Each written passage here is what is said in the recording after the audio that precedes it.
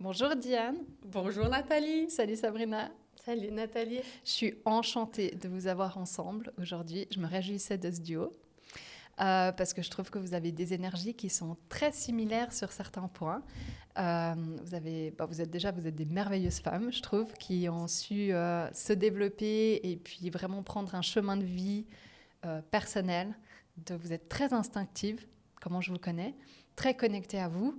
Et ce que j'avais envie de parler avec vous aujourd'hui, c'est de cette faculté que vous avez de vous ouvrir aux invitations de la vie. Parce que quand même, c'est assez extraordinaire des conversations que j'ai eues avec vous. Donc autant Diane, pour ceux qui ne la connaissent pas, mais vous la connaîtrez un peu plus sur la vidéo qu'on va faire que les deux ensemble. Tu es en train d'écrire un livre d'une manière très particulière, qui est vraiment une invitation à suivre les signes et suivre les invitations de la vie. Et puis, Sabrina, toi, tu es tellement ancrée dans ta respiration et ton corps que tu as cette faculté de sentir quand c'est bon pour toi ou pas, de sortir des situations quand il faut et de vraiment suivre cette synchronicité. Voilà. Alors, peut-être qu'on peut commencer par Diane. Toi, là, comme ça, dans l'instant, ta philosophie de vie, j'ai envie de dire, elle est un peu dure, cette première question. Mais j'ai envie de dire, un truc qui m'impressionne beaucoup chez toi, c'est cette légèreté face à se laisser porter dans la vie. Ma philosophie de vie, moi, c'est dire oui à la vie, quoi, clairement. Donc, je suis tous les signes, je réponds à toutes les invitations qu'elle me fait, je reste en lien avec ce qui m'inspire, ce qui me fait du bien, ce qui me fait waouh, ce qui me met de la joie. Et puis, si c'est le cas, ben go, quoi. Enfin, je suis vraiment le mouvement et je suis les invitations qu'elle me fait, vraiment. Mais et de plus en plus, de plus en plus. Et ça n'a pas toujours été le cas. Ah, bien sûr que non. Ah, ben non, absolument pas. Non, ça, c'est le résultat de... Je veux pas faire peur à quiconque, mais 30 ans de travail, enfin, non, ça n'a pas toujours été le cas du tout, mais pas du tout, non. C'était par étapes. Vraiment, c'était des étapes où moi, je me suis toujours posé des questions sur la vie, j'ai toujours cherché à me sentir bien, En fait, je me suis presque toujours sentie mal. Et donc, à un moment donné, je dis, mais tu as trouvé une solution. Moi, je me sens pas bien dans cette vie, je sais pas ce que je fais là, je suis à l'ouest, quoi. Enfin, je me sens pas bien sur cette planète, qu'est-ce qui se passe? Donc, j'ai toujours réfléchi. Et pour finir, le fait de me sentir bien, trouver comment faire pour me sentir bien, c'est devenu le but ultime de ma vie. Et donc, du coup, j'ai fait... voilà, enfin, je ne sais pas jusqu'ù tu vas aller avec cette première question, parce que moi, je peux y aller pendant longtemps. Et puis, il ne faut pas hésiter à sauter dans la conversation. Oui, c'est ça, parce que je peux aller longtemps, mais ça a commencé par vraiment... Il y a eu des gros moments où le malaise était très, très fort. Du coup, ça m'a poussée à commencer à chercher. Après, il y a quelques livres qui ont été sur mon chemin, qui ont été très puissants, comme Le pouvoir de choisir, d'Annie Marquier. Et les deux autres qu'elle a fait ensuite, La liberté d'être et Le mettre dans le cœur, vraiment des livres qui m'ont fortement impactée au début des années 2000. Et puis, les accords Toltec, quoi. Quasiment au moment où ils ont été traduits par Olivier Clerc, ils me sont arrivés dans les mains. Donc, pour moi, ça a été très puissant. Pour moi, ce qui est fou avec ce livre, c'est que pour les personnes qui sont encore peut-être pas très connectées, la première lecture peut paraître très simple. Et puis, en fait, plus on rentre dans le développement, plus on revient à ses bases et plus ça prend en profondeur. Oui. C'est ça. Donc moi, ces deux livres que je mentionne maintenant, je les ai relus une quinzaine d'années plus tard, parce qu'en 2014, là, j'ai vraiment fait un virage à 180 degrés, mais vraiment très rapide et très... Parce que je m'étais endormie pendant une dizaine d'années quand même. Hein. Je suis mariée, j'ai les enfants, et j'avoue, j'ai mis un couvercle sur toutes ces recherches personnelles, parce que voilà, je trouvais que c'est ce que je voulais, marier, avoir des enfants, et voilà, donc j'ai vraiment mis un couvercle sur tout ça. Et puis quand le couvercle a sauté en 2014, alors là, j'ai pris... je suis partie comme une fusée. Et ce qui m'a nettoyée vraiment, qui a changé profondément, qui a nettoyé toutes mes cellules, c'est d'arrêter de râler, en fait. D'arrêter de me plaindre, parce qu'on râle entre 30 et 50 fois par jour. Tout le monde, c'est un automatisme, hein, on le fait tous comme ça, mais on n'en a pas forcément conscience. Et moi, je voulais vraiment changer quelque chose dans ma vie, et c'est ça qui a été le déclencheur, où j'ai passé, si tu veux, d'une vie sous le ciel bleu, avec parfois des belles éclaircies, sous la couche justement pas sous le ciel bleu, la vie sous la couche de stratus, de comme brouillard, ça. quoi. Pas forcément dans le brouillard, mais en tout cas sous le stratus, tu vois, avec des belles éclaircies. Il y a toujours eu des belles éclaircies, mais là, avec ça, j'ai traversé le stratus et je vis dans le ciel bleu, avec bien sûr aussi des nuages et des orages parfois. Ça ne change pas, mais par contre, la vie, elle change complètement. C'est pour ça que tout ce que je partage tout le temps, j'ai fait toujours ce mouvement de tourner, vraiment de faire une inversion. Et dans tout, j'ai toujours cette inversion qui revient. Ouais. Et on est beaucoup mieux à vivre dans le ciel bleu. Pour Sabrina, il y a quelque chose qui me fait écho de notre conversation d'avant, c'est d'être arrivé à un niveau de souffrance jusqu'à ce qu'il y ait eu besoin d'un changement, on en parlait, et puis d'un coup de devoir actionner quelque chose. Ça te parle, je pense Oui, tout à fait, oui, complètement. Ouais, au ce moment où là, la bascule, elle peut se faire parce qu'on se dit, mais il y a bien autre chose. Et du coup, quand on vient découvrir qu'il y a une façon de penser aussi différente, et là, il y a justement cette ouverture. Et je dirais, pour moi, comme tu as associé ce ciel bleu, c'est au final cette clarté qui peut venir. Ça veut dire qu'on se permet d'ouvrir ce champ, comme on disait, de libérer, de laisser l'énergie circuler pour amener une vision plus grande. Et du coup, là, il y a plus de choix, en fait. Il n'y en a pas que un, mais il y en a plein. Oui. Ouais. Ça, j'adore. Oui. Parce qu'effectivement, en ayant fait tout ce travail aussi, à un moment donné, quand tu as une situation problématique qui arrive, au lieu d'avoir un problème qui te plombe et comme ça, ton cerveau, il se met directement « Ah, super, j'ai une solution à chercher ». Et puis, au lieu d'être bloqué dans un problème, tu as 1, 2, 3, 4, 5 possibilités de solutions. En fait, il y a plein de possibles. Et ça, c'est magique, oui. Et vous êtes d'accord de parler un petit peu, comme vous dites, il y a eu un avant et il y a un après. Des fois, j'imagine que vous repensez aux versions de vous d'avant. Et pour ma part, quand je le suis, des fois, j'ai une petite incompréhension de pourquoi, comment. mais c'est bien, ça fait travailler le pardon. Mais ce qui m'intéresserait, c'est pour toutes les personnes qui sont un peu coincées encore dans ce brouillard ou sous ces nuages, mais qui sentent qu'ils ont envie de passer à autre chose, mais qui ont peur de ce moment d'inconfort. Comment vous avez traversé ce moment d'inconfort où on essaye les premières choses qui sont nouvelles. Comme elles sont nouvelles, c'est inconfortable, mais on continue à le faire jusqu'à ce que ça devienne confortable. Ça vous parle, ça ? Tout à fait. Comment est-ce que vous avez expérimenté ça ?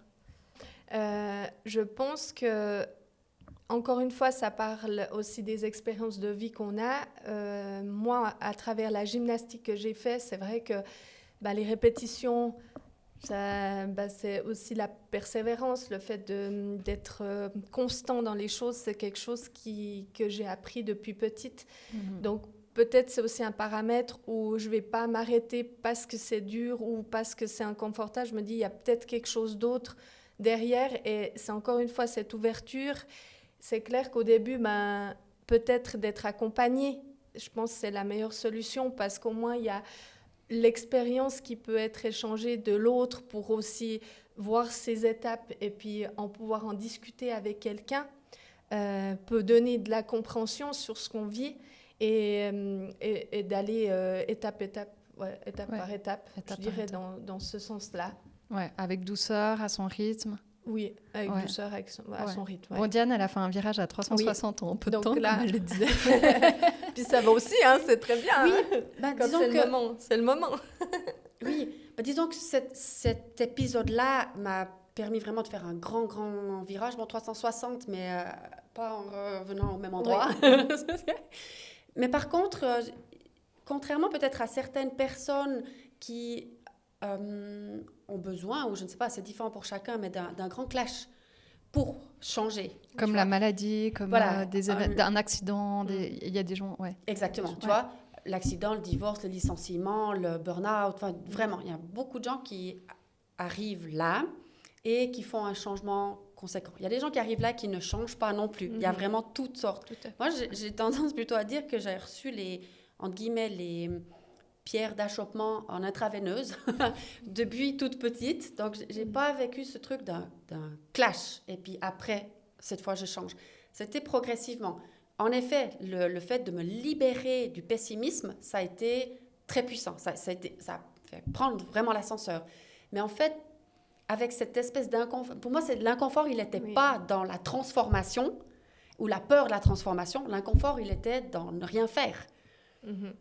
Et cet inconfort-là était beaucoup plus important que l'inconfort se transformer. Et la transformation n'est jamais finie. Moi, je suis en transformation chaque jour, encore.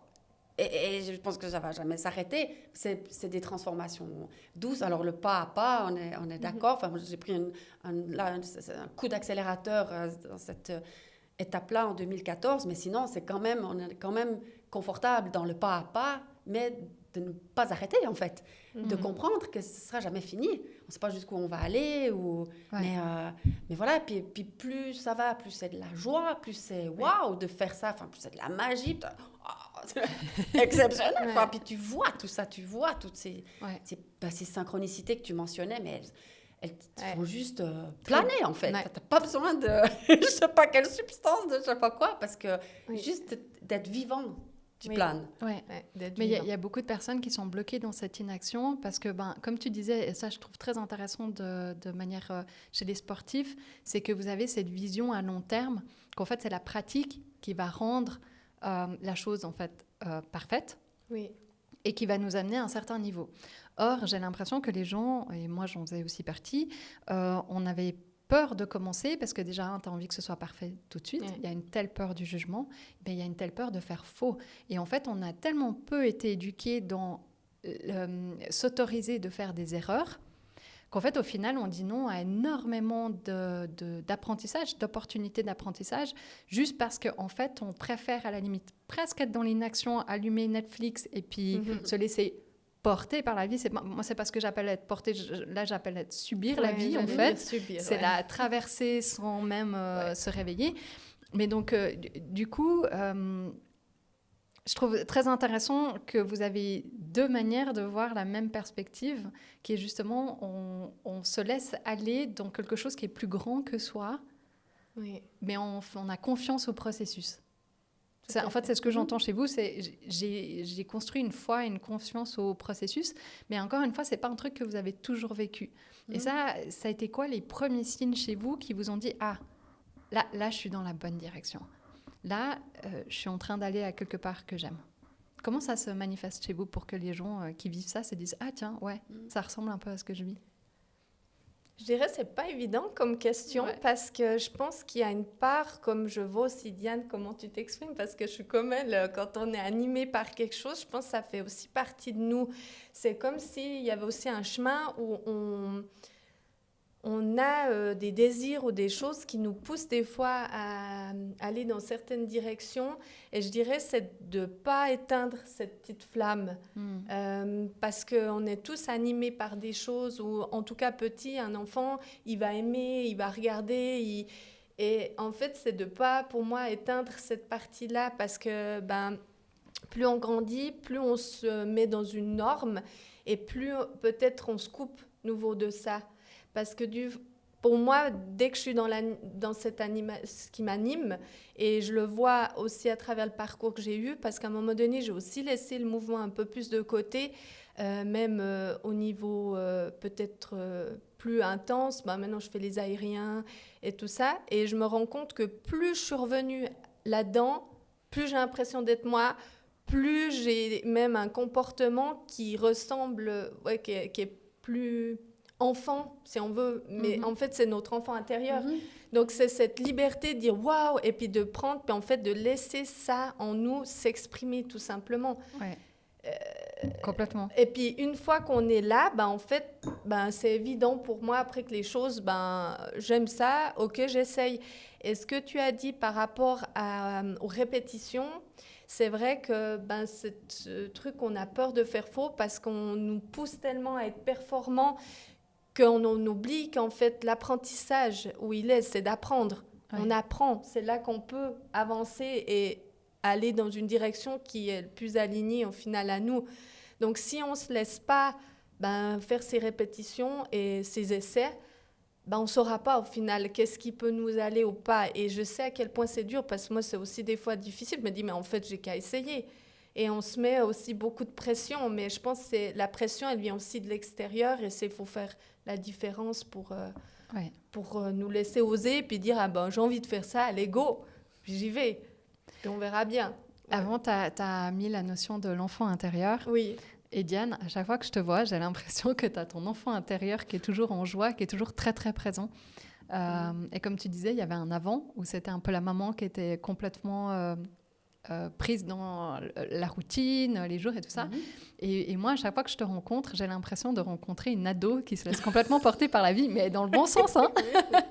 Mais tu as une joie dans tout ce qui se passe, dans toutes les ouvertures qui se passent dans la vie. Et comment ça a été pour toi, ce parcours de te reconnecter à ton enfant intérieur ? Alors, ça a pris aussi beaucoup de temps, vraiment, parce que moi, j'arrive même pas à me rappeler de l'enfant que j'étais, joyeux. On dit les enfants, ils sont dans la joie, ils sont dans la découverte, comme tu l'as dit. Moi, je me rappelle même pas de ça. Je peux regarder tout ce que je veux dans mon enfance. Je dis, mais moi, j'étais pas une petite fille joyeuse qui aime découvrir. Alors maintenant, je pense que mon enfant intérieur, c'est clair, il est là, parce que dès que je suis sur mon... Ouais, dès que je suis dans la rencontre, dans le partage, dans le raconter, les médianeries, j'aime bien dire ça, mais tout ce qui m'arrive, enfin, là, c'est sûr, l'enfant intérieur, il est clairement là. Mais c'est pas du souvenir, où j'essaie pas de me reconnecter véritablement à l'enfant que j'étais, parce que j'arrive pas à voir ça. Par contre, ouais, c'est... Comment dire ? En fait, c'est un cercle vertueux, encore une fois, qui a été vraiment, vraiment... qui a commencé à se développer et qui ne s'arrête plus depuis cette libération du pessimisme. C'est vraiment ça, cette histoire d'arrêter de râler, de prendre conscience de ça. Pour moi, c'est de là que l'inversion a pu se faire. Et puis, comme je disais, il n'y a pas eu un événement spécifique, mais il y avait cette espèce d'embourbement, que j'étais embourbée dans ma vie. Je n'étais pas la maman que j'avais envie d'être. En effet, c'est là que l'inconfort, il est devenu tel. Je dis, mais non, maintenant, stop. Et puis, les premières prises de conscience, donc, qui ont fait écho au livre que j'avais lu 15 ans avant, du pouvoir de choisir, c'est cette responsabilisation personnelle. Parce que qui est extrêmement dur pour les gens. Hein. Mais tout part de là. C'est jamais la faute de l'autre. Ouais. Mais c'est pas la mienne non plus. Parce que ça, c'est un peu... Moi, j'ai bugué un moment là-dessus. Ok, d'accord, je comprends. Jamais la faute des autres. Mais bon, c'est pas ma faute. Je voyais des situations, je disais, bon, mais c'est quand même pas ma faute. Ah non, non. Tourne le cerveau. C'est pas une question de faute, c'est une question de responsabilité. Oui. Ça, c'est une situation qui te dérange pour x, y raison. Comment je fais pour pas mettre de l'huile sur le feu ou pour rester dans un comportement correct vis-à-vis de cette situation-là? Qu'est-ce que je réponds? Comment j'agis? Comment je fais pour pas juste... Bon, moi, c'était beaucoup en famille, puisque c'est là que j'ai fait les plus grosses transformations. Mais ça peut être au travail, ça peut être sur la route. Je sais pas s'il y a beaucoup de gens, c'est quand ils sont en train de conduire, hein, ils s'énervent contre les autres conducteurs. Bon, on peut utiliser n'importe quel cahier d'exercice. Moi, c'était souvent en famille. Je me disais, qu'est-ce que je fais pour pas juste crier plus fort que mes filles qui se chicanent, par exemple? Non, parce que ça, c'est pas le chemin. L'autoroute, elle est fermée. Maintenant, j'arrête de prendre cette autoroute de laisser sortir la contrariété, même pour des choses banales, comme le stylo qui tombe par terre. Le stylo qui tombe par terre. Non, c'est ta responsabilité, Diane, de fonctionner autrement. Pour moi, là, ça a été c'était des exercices. J'étais vraiment à l'école... je voyais ça comme des exercices de l'école enfantine d'abord, primaire, secondaire. Puis après, la vie, elle te met des exercices toujours plus... Enfin, elle monte la barre. Et c'est surtout que ces comportements, on les a appris par mimétisme Oui. de nos parents, de notre cadre. Et donc, on a tendance à vraiment répliquer l'éducation qu'on a reçue, même si on ne l'a pas aimée. Absolument. Même si elle nous a fait du mal, Absolument. il y a quelque chose qui est plus fort que nous, qui nous fait répliquer les choses qu'on a vues, c'est un qu'on a automatisme, entendues. parce que c'est ce qu'on connaît. C'est la seule chose qu'on connaît. Donc, quand on comprend ça, c'est un automatisme. Déjà, on ne culpabilise pas. On n'en veut pas à nos parents. On n'en veut pas au monde entier parce qu'on est comme ça. C'est comme ça. Par contre, encore une fois, je me responsabilise. Et je change. C'est que moi qui peux changer le monde. Ça résonne comment pour toi? Oui, ça résonne évidemment, et je dirais que, comme tu disais, les gens, c'est difficile de se positionner. Le fait d'arriver à prendre de la hauteur, des fois, je dis juste de regarder ce qui se passe sans... pas souvent, le mental, on essaie tous de prendre une position face à une situation. Et moi, en tout cas, ce qui m'aide, et je vois, parce que des fois, je joue avec ma famille, c'est aussi j'ai la chance, vraiment, on a une bonne cohésion. Donc, des fois, je vois comme un cinéma vraiment un film. Puis ouais. je leur dis, bon, on va la refaire là, ça va pas. Prise numéro 2. Voilà, écoute, on va la refaire parce que là, il y a un truc qui n'a pas joué. Donc, je le vois vraiment aussi un peu plus comme ça et puis de prendre aussi à la légèreté encore pour se dire qu'on apprend. On est tous à apprendre parce que c'est vrai qu'on a tous des rôles différents dans notre vie et on est tous en train d'apprendre, quoi. Bah, et oui. quand on a cette posture, on est aussi un peu plus indulgent, on est moins dans le dur. Et le fait de prendre cette prise de hauteur, on voit la chose. Et c'est vrai que moi, après, je me pose la question, OK, face à cette situation, c'est clair, émotionnellement, on peut être très pris. Mais après, c'est de dire, mais en fait, moi, j'aimerais avoir quel rôle ? Ou quel est en fait le positionnement que j'aimerais avoir par rapport à cette situation-là ? Et je demande de me montrer les solutions.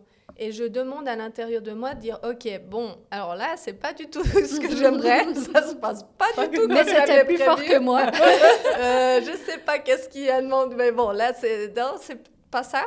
Mais du coup, comment je pourrais voir la chose différemment, comme tu disais quand tu dis de tourner et de demander à avoir une ouverture, simplement sans. Et puis après, ça peut être moi, des fois, ça m'arrive de poser la question à quelqu'un, écoute, il y avait ça, en essayant de mettre le contexte le plus neutre. Est-ce que tu arrives à me dire, toi, quelle vision tu as ? Est-ce qu'il y aurait pas, je peux pas avoir une autre solution ? Parce que des fois, c'est vrai que des fois aussi tout seul, c'est pas toujours facile, mais je pense qu'il faut utiliser tout ce qu'on a autour de nous pour essayer de trouver des possibilités, quoi. Et du coup, pour arriver à ça, parce que voilà, moi j'accompagne des gens dans ce processus et dans tout l'enseignement que j'ai reçu moi, c'est avoir cette faculté de s'observer et de s'observer tel qu'on est, pas tel qu'on pense qu'on est, pas tel qu'on aimerait qu'on soit, mais vraiment qui je suis très honnêtement dans ce moment-là et comment je me vois en fait, comment je me définis et quelle est la situation réelle qui se passe, qui se joue. Et ce que je trouve extrêmement, en tout cas, difficile pour les gens que j'accompagne, et je le vois, déjà, c'est très inconfortable de s'observer pour la majorité. Et pour une seconde partie, ils n'ont aucune idée comment faire. Quand je leur dis « observe », c'est comme si le mot « observer » était quelque chose de un peu abstrait. Je fais quoi ? Je dois faire quoi ? Et c'est ce qu'on apprend très fort dans les enseignements de méditation ou de bouddhisme, c'est avoir cette faculté de s'asseoir et d'observer avec bienveillance. Et souvent, les gens, je crois qu'ils ont des retours que j'ai, ils ont peur de rentrer dans ce processus parce qu'ils ont peur de réellement voir qui ils sont. Et parfois, ça fait mal de se rendre compte qui on est. Quand on est la maman qui fait que de crier sur ses enfants. Moi, j'ai des mamans qui n'ont pas 5 minutes pour elles, qui réagissent dès qu'il y a des feutres qui sont mal rangés. Et elles détestent cette version d'elles-mêmes. Oui. Elles détestent cette version d'elles-mêmes, mais elles ne sont pas forcément outillées pour sortir de ça. Tu les envoies chez moi pour un accompagnement individuel. J'arrête de râler. Voilà. Et ça, je trouve hyper important, cette notion d'apprendre à s'observer avec bienveillance. Mais donc, du coup, avoir cette capacité à un moment de s'asseoir avec soi-même. Ouais. Mais je vais rebondir, c'est aussi par rapport à notre manière d'apprendre. Ça reste sur, pour moi, et je rebondis avec ce que Diane a dit avant aussi, par rapport au fait que quand tu passes le pas, tu es toujours après en train de voir déjà des choses de toi que tu ne connaissais pas. Donc, c'est une découverte de soi en continu. Et tu avances et du coup, tu es waouh. Et en fait, c'est ce que je dis aussi aux gens et à travers les conférences que j'ai faites. Mais en fait, ce que vous risquez de découvrir, c'est que vous êtes génial. C'est tout. et c'est vraiment ça. Et c'est ce que je me rends compte parce que même moi, des fois, je peux râler ou tu es là. Mais en fait, c'est de créer ce lien, comme tu dis, comme on n'arrive des fois pas à prendre la hauteur, mais il y a de toute façon quelqu'un qu'on aime dans notre vie, que ce soit nos enfants, que ce soit une personne, un grand-parent, quelqu'un qui nous a aidés, et de se dire, je prends maintenant le rôle de cette personne-là et qu'est-ce qu'elle me dirait à moi ? Est-ce que je me dirais ça à moi-même ? Je dirais ça à quelqu'un que j'aime ? Ce que j'ai en train de me dire là, dans l'échange qu'on a eu sur le fait de dire d'être sa meilleure amie ou d'être en fait son meilleur coéquipier. Je suis son coach, on met le terme qu'on veut, mais d'être en continu pour s'aider.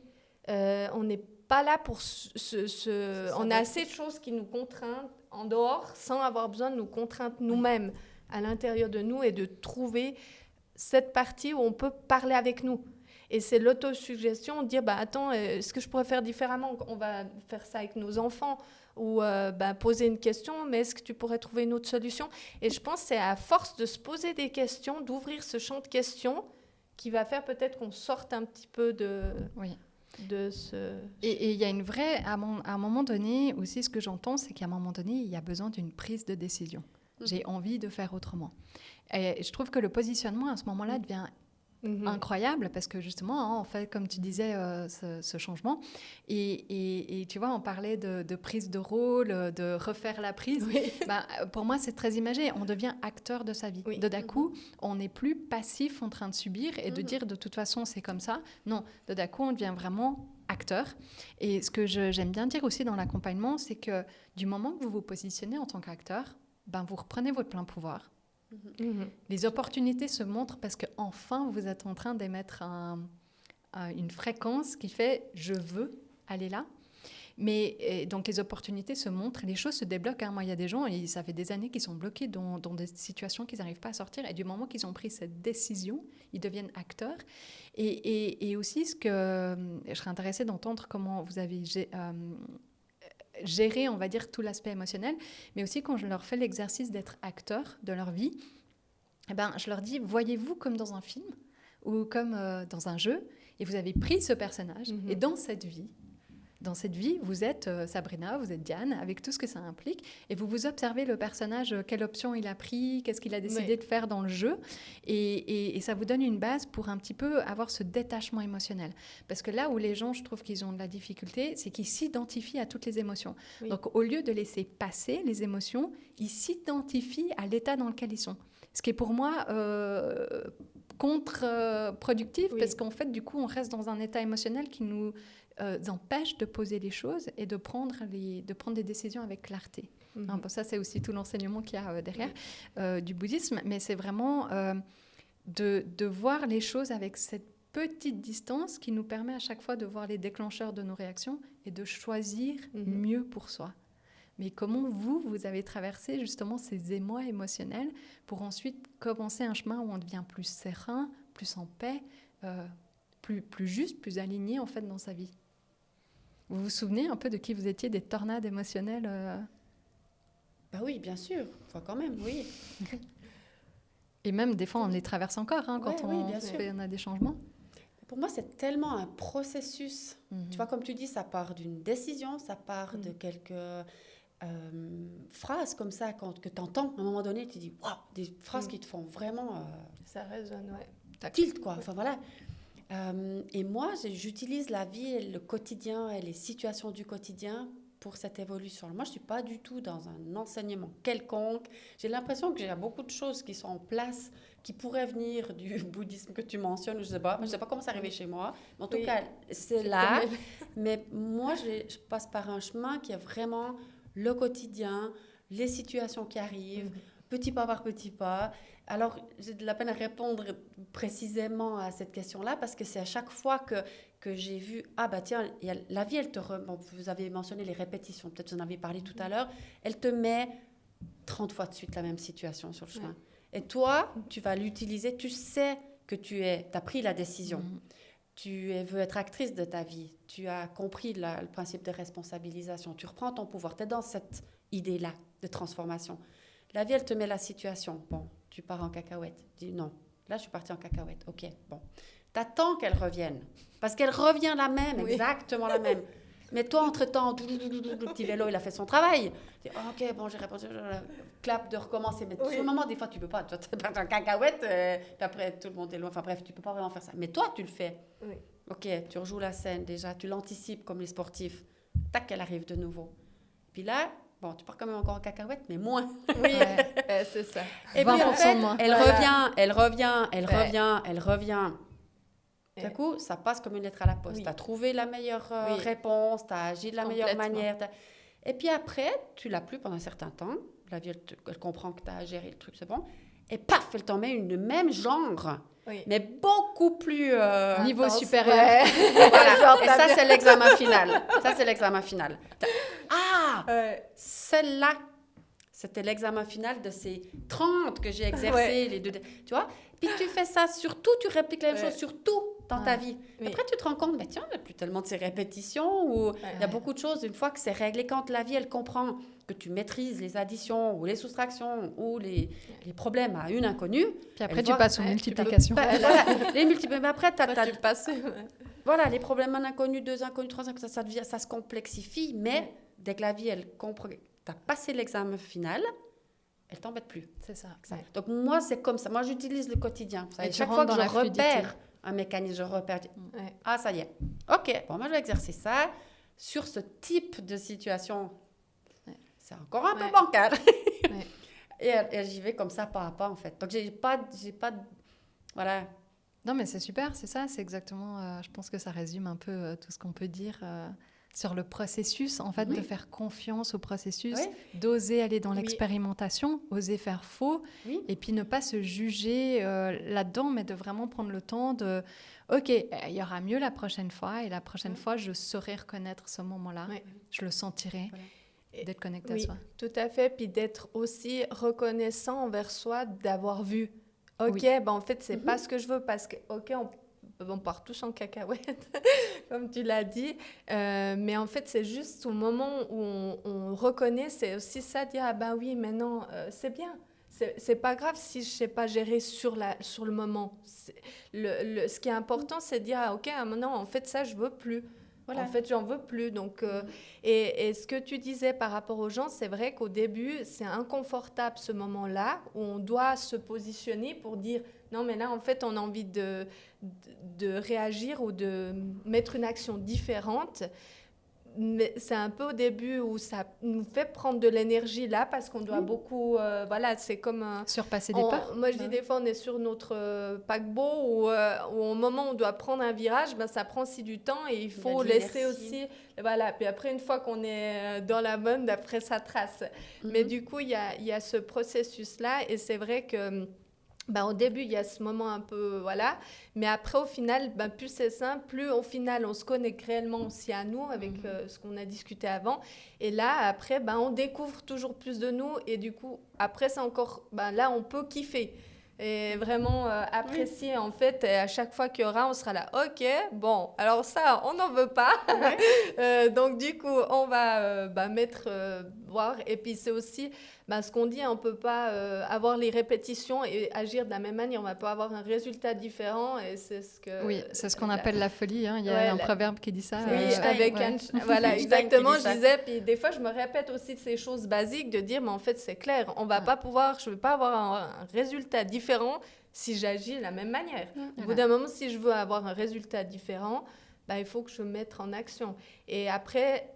Pourquoi on le fait ou pourquoi on le fait pas, c'est encore une autre histoire parce que voilà, il y a tout un processus et puis je pense que l'accompagnement est peut quand même pas mal aider. Ouais. En tout cas, je vous remercie pour cet échange. Je pense que ça donne à penser. C'est inspirant aussi de voir les transformations, de savoir qu'il y a un avant, il y a un après, il y a une continuité et que le trajet n'est pas fini. Moi, j'ai vraiment cette croyance qu'en fait, on est là pour expérimenter. On est vraiment dans cette expérimentation. Et ce que j'aimerais rajouter, c'est que pour moi, on est dans l'expérimentation de l'amour sous toutes ses formes. Donc, même quand on est dans quelque chose qui peut nous paraître difficile, qu'on a envie de se juger, c'est d'y amener beaucoup de cœur, beaucoup d'amour et puis de se dire, mais en fait, c'est tout ce qu'on est venu vivre.